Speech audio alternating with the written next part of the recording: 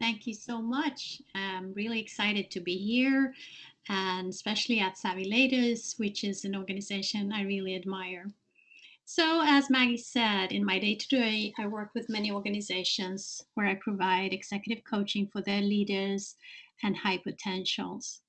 I use several tools for this work, and sometimes I use a concept that I've developed that I call your professional tag. I also provide consulting services with organizational development, as Maggie says. So I can offer different perspective for my client depending on the situation and what's going on in their organization. So let's look at what we're going to discuss today to define your professional tag. So what is a professional tag? That's one of the biggest things we're going to talk about today. Why do you need a professional tag, and how can you build a professional tag? And finally, and most importantly, how do you communicate your professional tag efficiently? So first, what is a professional tag? Your professional tag is defined by these 5 statements, and those are things that you should consider when you start building your tag. I'll give an example of each. Who you are. One example would be, I'm a good visionary thinker. What you're not, I'm not detail oriented. Where you want to go, I want to get into a position where I oversee other accountants. Therefore, I need to develop my leadership skills. So, what can be expected? So, I always excel at what I do, and therefore I want to lead a department that is recognized for excellence. What can be changed? And that depends a little bit about of the situation, the organization, your peers and managers, and even the organizational culture. One example would be, my department needs to excel in new cloud-based accounting systems. So let's examine what is actually a tag. So you might see this from many graffiti artists. They have their own tag. It's their personal signature, something that stands for them specifically, and everybody who is within the world of graffiti recognizes who has this tag. So within IT, we also use the word tag. It's the keyword or term assigned for a piece of information, an internet bookmark, or a computer file. And using a tag is to make it easily identifiable and searchable. Here are some tags one might use as a person. And also, you know about the expression hashtag. So in social media, such as Twitter, a word or a phrase is preceded by a hashtag so that it can identify which message that is connected to a specific topic. So let's look at a real life example. Here is Iris Apfel, and on the right-hand corner, you'll see the 5 statements that we discussed before. Through her own professional tag, it's become very easy to identify and spot Iris in any crowd. She's not a model. She offers something completely different. So let's use the statements and see. Who is Iris Apfel? She's a fashion icon. Who is she not? Well, she's definitely not conventional. And where does Iris want to go? She wants to showcase her own style. She wants to be a leader in fashion.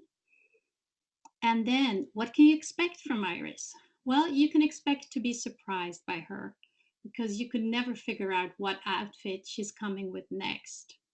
But you can also expect a few things that's never going to change, such as her glasses, her hairdo, and large accessory.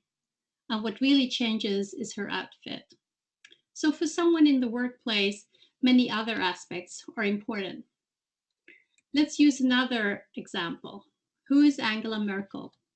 Ms. Merkel wants to communicate that she's a world leader that should be taken seriously and offers stability. So she would say, I mean what I say and do. I know what I'm talking about. My personal theory as a coach is that it's even more important for her as a female politician to define herself as a strong leader that provides stability. So what is Angela Merkel not? She does not want to be regarded as weak or emotional. And when I say emotional, I mean feminine. She's not concerned with unimportant things that might divert from her main statement. Therefore, she wears the same type of clothes, same hairdo, and never exhibits any flair. Where does Miss Merkel want to go? She wants to lead her country. She wants to lead Europe, and she wants to influence the world according to her own worldview. What can you expect from Miss Merkel? Her strong character and predictability. You don't joke around with her. What can be changed? Well, if the world changes, she will adapt to that. And if the opinion of her voters change, as we saw with the immigration crisis in Germany, she will change her point of view. So let's talk about you. Why do you need a professional tag? This provides a tool for you to stand out amongst others. It also ensures an efficient strategy towards advancement and effective communication. So you're all working or trying to develop or train yourself towards something. So how can you build your professional tag when you're in the grind? So this is a picture from a very funny old movie, which is still relevant, by Charlie Chaplin, which is Modern Times. And it's about a man who's completely overworked and burned out due to having too many things to do. So it's important to remember that building your professional tag is a process, and you need to divide it up in steps to make it manageable. And here's the first glance at that process. So the process of building a tag has many purposes. First is focus. This defines where you want to go. Secondly, by prioritizing, this will help you choose and define opportunities and gaps so that you can make an informed decision towards your goal. Third, I call storytelling and communication. By building your story, you communicate your goal and how to get there, not only to yourself, but also to your managers and peers. In this session, we're going to talk a lot about communication. Justify. When an opportunity occurs, you'll be ready. Having a professional tag will justify why you should be picked. So, as I said, we're going to talk a lot about communication. No, sorry. Yes. If you do not communicate your tag, you will not be successful. So it's the same as having the best product in the world and no sales force. The difference is that you're both the product and the sales force to be able to be successful. So we've seen that your professional tag is about how you appear in the workplace. So what forms a full picture of you in the workplace? There are three different perspectives that talk about how you're being assessed. First, we have the external perspective, which is what people see at first glance. Secondly, the internal perspective is how you see yourself. And finally, the deeper perspective is how you're being seen in your organization when people get to know you better. Let's look at the external perspective first. Someone's external perspective of you is at first glance general and based on already formed assumptions. So it's pretty cookie cutter. Here are some examples. Female accountants are more detail oriented. Female accountants are cheaper to hire than men. Blondes are stupid. So let's look at the internal perspective. That's very detailed, has a long history, and what I say and call self-talk. I'm good at anticipating how people will react. I get nervous when I present. That personality has annoyed me since childhood. I'm very smart. So let's look at two versions of self-talk. Here are two different pictures. What's really going on here? Well, on the left side, you see a pussycat looking himself in the mirror, and he feels strong, and he feels ambitious, and he can take on anything in the world. On the right-hand side, you have a picture of a very fit woman But when she looks in the mirror, that's really not what she sees. She's not able to appreciate herself properly. So what I really want to underline here is that you need to do a reality check of your self-talk. Is what I'm saying to myself really valid? And we'll get back to why that is important. So now we're looking at the third perspective, the deeper perspective, which is much more complex and formed when people get to know you. This has three different aspects to it. We have first professional skills, which is what education, certificates, or work experience you have. Secondly, your personal attributes. Are you an introvert or an extrovert? Are you part of a minority? What gender are you? Are you easygoing? Are you very ambitious? Are you flexible? And then we have communication. Are you direct in your communication, or are you really careful before you speak? Are you a listener or a talker? Do you persuade people easily? Are you often interrupted? We have all these three parts that form a full picture of you. So the next part is to think and examine which of these three parts, external, internal, deeper perspective, can you really change, and are they interrelated? Let's look at the external perspective. That has to do with people's preconceived notions. That is really hard to influence, and it takes a long time to change. The second one is internal. How you show up depends on your self-image. Think about the picture we had before with the lady standing in front of the mirror and the pussycat. When they walk away from the mirror, what are they taking with them when they walk into the world? Then finally, when it comes to the deeper perspective, when it comes to professional skills, you have to find and close the gaps you have to get to the next point. Your personal attributes are not that easy to change, but communication, that is how you showcase your professional tag. That's the sales parts of you. And one important aspect of that is to understand how your own communication is influenced by your own picture. So that gray arrow, I really want to highlight that as we move to the next picture.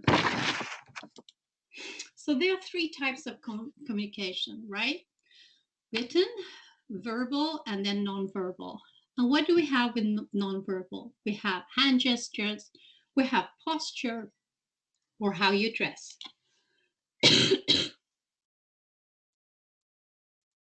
So important to understand when we're considering communication are two parts. Emotional intelligence, which is about personal competence, and social competence, where each competence is divided in two, what you see and what you do about it. I'll use one example, such as disappointment. Let's say you're really disappointed, and that's what you feel, that's your emotion. How you self-manage that emotion is the important thing.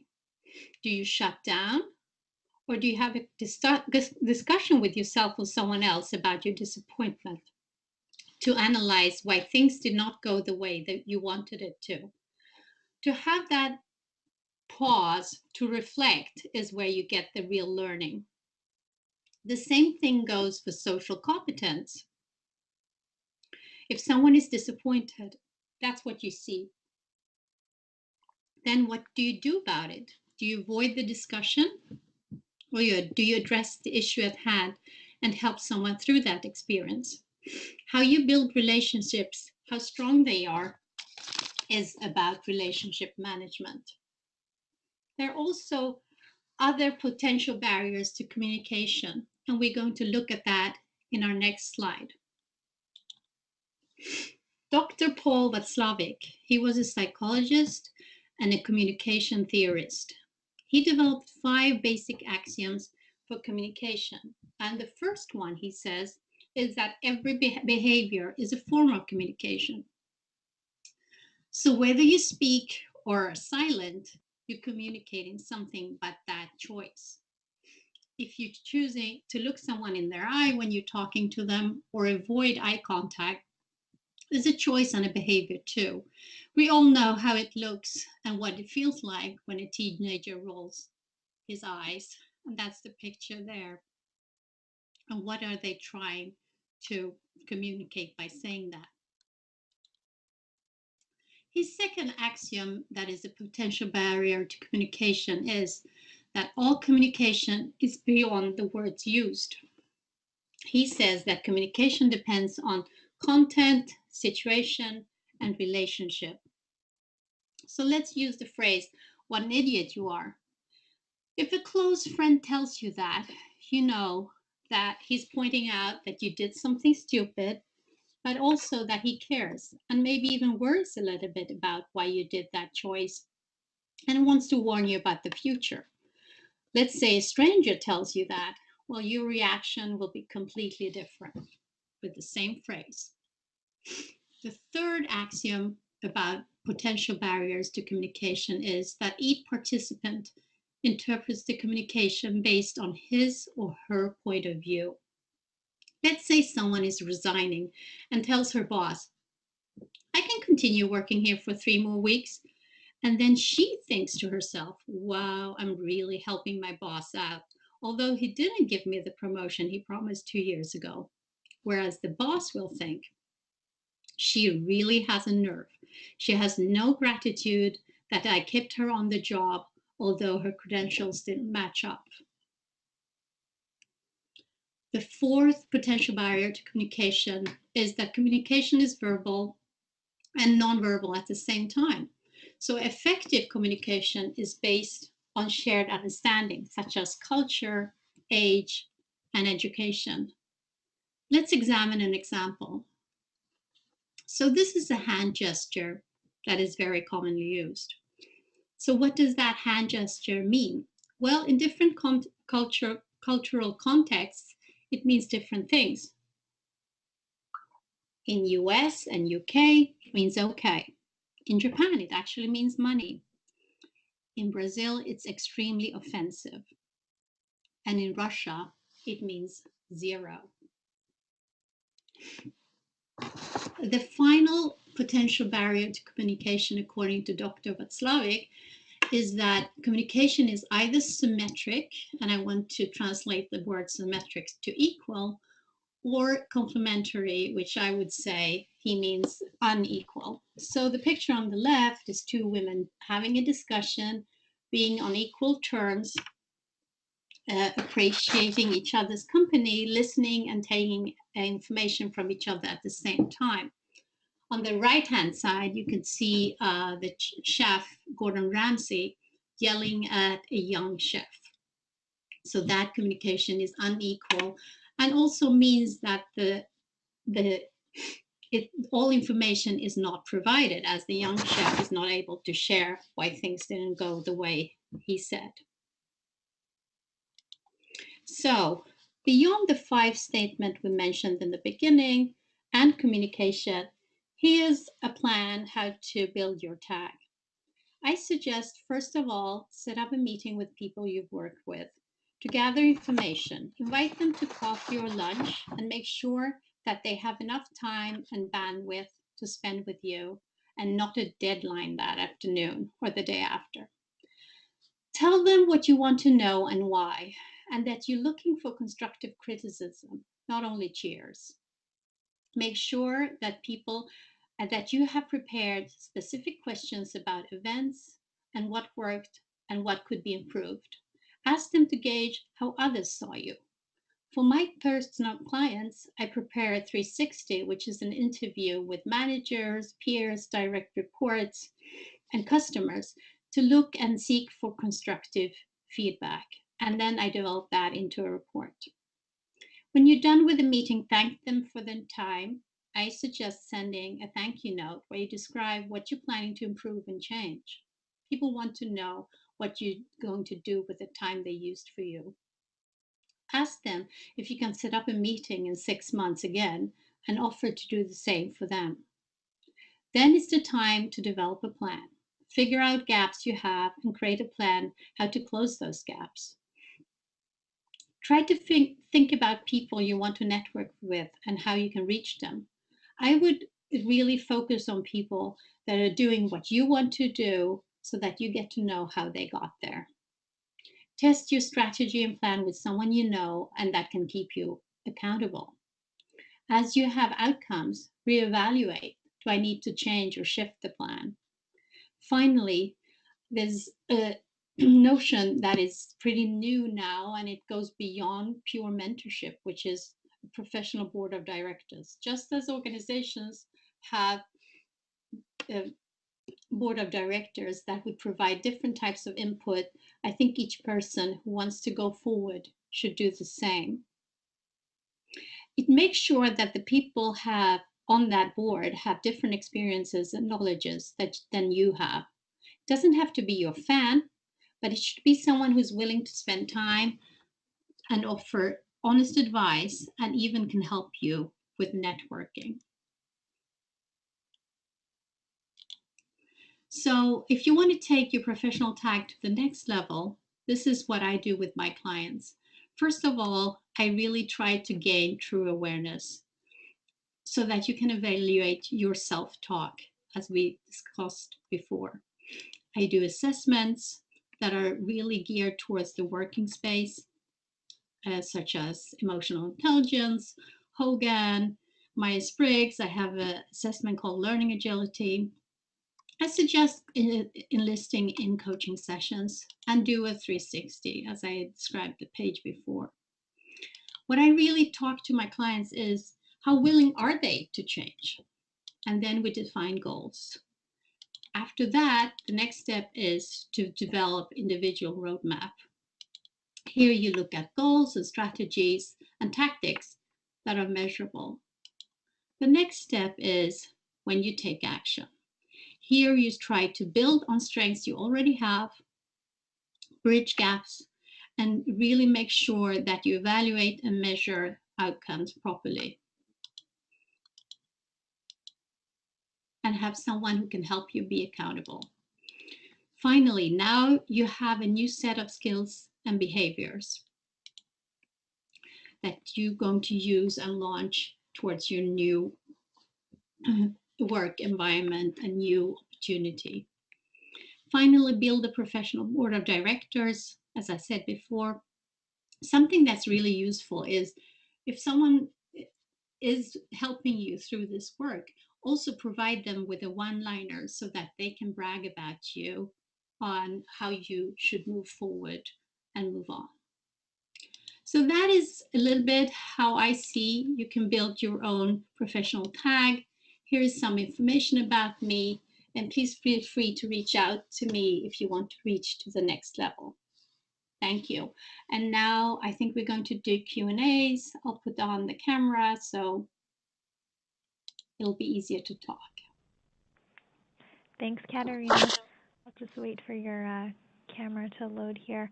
I'll remind everyone now, if you have a question, you can use the chat box or you can email info@savvyladies.org. And we had a question come in during your presentation, and it's, I'm a recent college grad, and I'm still trying to figure out what sets me apart from other recent grads. Is a professional tag something that could change for me over time as I get more experience? That is a great question. Thank you so much, dear college grad. Well, first of all, congratulations for graduating. And then secondly, yes, I think you need to reevaluate and change and build your professional tag as you gather more information, more experience, and more knowledge. So yes, that is true. But where you are is also going to be a good starting point to move forward. Okay, great, thank you. Another question we have for you is, I think that the external perspective people have about me is very different from the deeper perspective of me. I've been told that I come across as rather laid back, but I'm really someone who's very hardworking. I just don't show it. Is this a sign of something, and do I need to make more of an effort to change these perspectives? Right. So it goes back to you being your own salesperson. So let's talk about how would you like to be perceived? How do you want people to see you? What is valued at the position you're at and the next position? So if it's valued that you're a real hard worker and show up and make sure that you make your deadlines and overproduce even, then I think it's really important that you showcase that, because otherwise you're really not allowing people to appreciate all the things that you're affording to the company. Okay. All right, thanks. And another question is asking my former coworkers what they thought about my work ability seems very scary. I haven't stayed in touch with them over the years. Do you have any tips for reaching out to them and then what to discuss when I'm sitting down with them? Sure. Also a great question.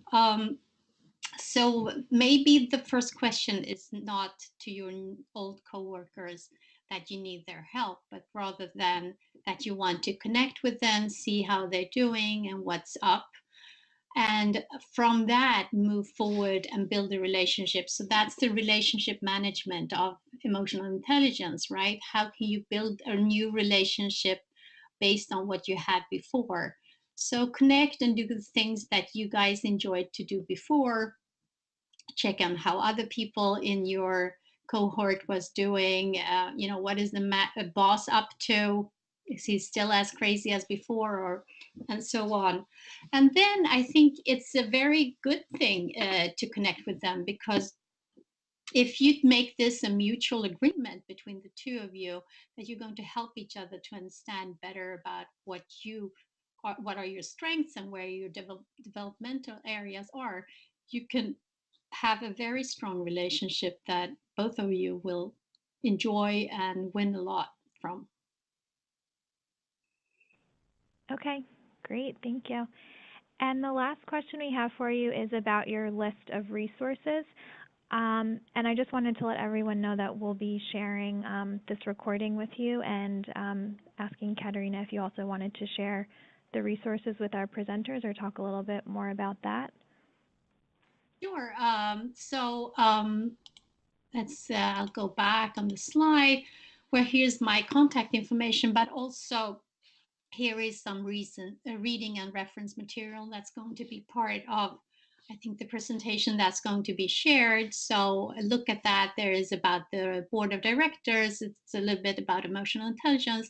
And then a few things about communication that we didn't have time to look into, whereas Ann Cuddy is talking a lot about how to, nonverbals, how important they are in the workplace.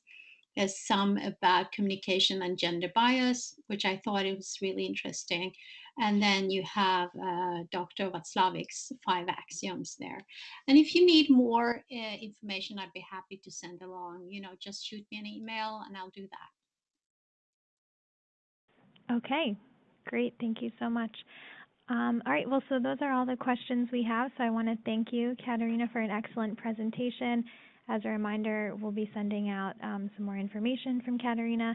Thanks to everyone who joined us today, and thanks so much, Catarina. Thank you. Bye, and thanks for your time. Bye-bye. Bye. Thank you.